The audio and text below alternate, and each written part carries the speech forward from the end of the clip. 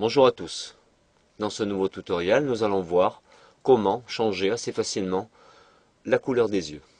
Alors, nous allons nous servir que d'outils relativement basiques et simples disponibles dans Photoshop, qui sont en l'occurrence l'outil pinceau et le mode masque, qui demeurent très utiles pour effectuer des sélections. En effet, mes sélections, je les fais habituellement avec l'outil plume, ce qui demande une certaine dextérité. Alors, nous allons tout d'abord agrandir la zone du premier œil. Alors nous pouvons, pour ce, cliquer sur cette icône ou taper la touche Z du clavier. Voilà, j'ai sélectionné l'outil zoom et nous allons agrandir l'image afin de pouvoir bien apercevoir les contours du premier œil. Alors nous allons maintenant choisir l'outil pinceau. De la même manière, l'on peut taper la touche B du clavier pour sélectionner l'outil pinceau. Et nous allons choisir une forme relativement petite, pas trop grande, ce qui va nous laisser une certaine liberté. Et un contour pas trop net, pas trop dur. Donc nous allons rester inférieur à 100%, ce qui a pour effet d'avoir un petit contour progressif sur les contours de l'œil. Voilà. Alors, nous validons. Nous réinitialisons la couleur premier plan, arrière-plan en cliquant sur la touche D du clavier. Ceci afin d'avoir la couleur noire en premier plan. Donc nous allons commencer à passer en mode masque en appuyant sur la touche Q de votre clavier ou en cliquant sur cette icône. Voilà. Et nous allons commencer à peindre. Voilà. Ce qui aura pour effet par la suite de nous créer une sélection. Voilà.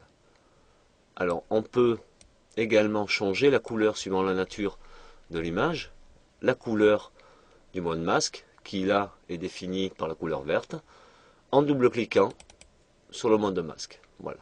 Alors, je peux changer la couleur. On va choisir par exemple une couleur rose. Je vais valider par OK. Voilà. Ce qui a pour effet de laisser transparaître. Alors on peut également diminuer l'opacité, ce qui a pour effet de laisser transparaître les contours. Alors je vais peut-être affiner un peu ces contours en permutant la couleur blanche en premier plan, toujours à l'outil pinceau, ce qui va avoir pour effet d'enlever à la zone que j'ai déjà sélectionnée. Voilà, alors là, je suis sur les contours, effectivement ce n'est pas trop explicite. Voilà, mais par exemple, vous voyez, si je clique ici, voilà, ça a pour effet de m'enlever à la sélection. Voilà. Alors nous allons passer à l'autre œil. On va faire un petit zoom arrière. En appuyant sur la touche espace, je vais me redéplacer. Voilà, et voilà le second. De nouveau l'outil pinceau, couleur noire. Voilà, et nous allons.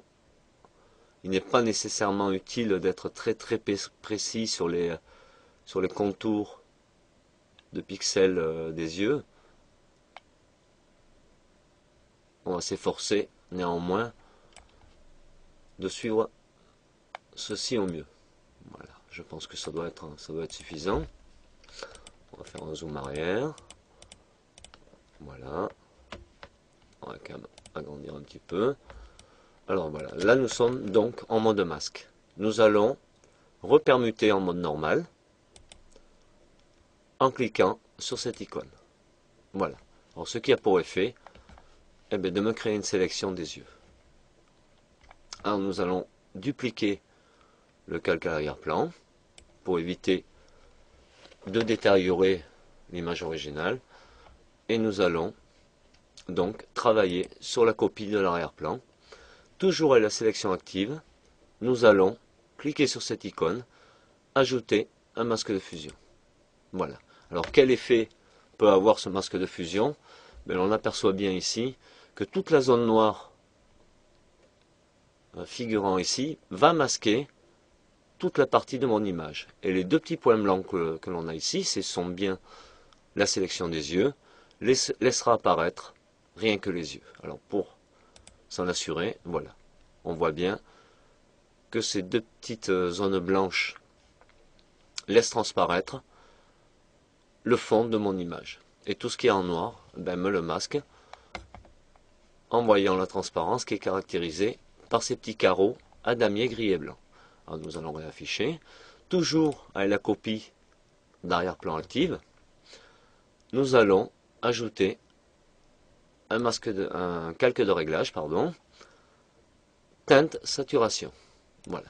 Alors, voici un calque de réglage. Alors, nous allons valider par OK pour une bonne raison, c'est que nous allons devoir associer ce calque au calque précédent pour que ces effets ne puissent être effectifs et actifs qu'au calque précédent qui se trouve juste en dessous. Alors pour ce faire, il y a plusieurs manières, soit par les touches raccourcies CTRL-G, soit en se mettant entre les deux calques et en appuyant sur la touche Alt du clavier et vous cliquez. Voilà, ce qui a pour effet de, par exemple, nous l'avons ici, là, j'ai l'option annuler le masque de crêtage, évidemment, parce que je viens de le créer, nous allons cliquer, voilà, calque, créer un masque de crêtage, ce qui a pour la même fonction que ceci. Voilà, la touche Alt du clavier, enfoncé, CTRL G également, et CTRL majuscule G pour annuler le masque de crêtage. Alors, donc, nous revenons, nous allons rouvrir notre calque de réglage, et nous allons cliquer sur redéfinir. Alors voilà, on aperçoit bien, voilà, que la couleur des yeux change, et nous allons valider par OK. Alors tout simplement, je vais annuler mon masque d'écrêtage et nous allons voir que, voilà, tout le réglage s'effectue sur tous les calques se trouvant en dessous.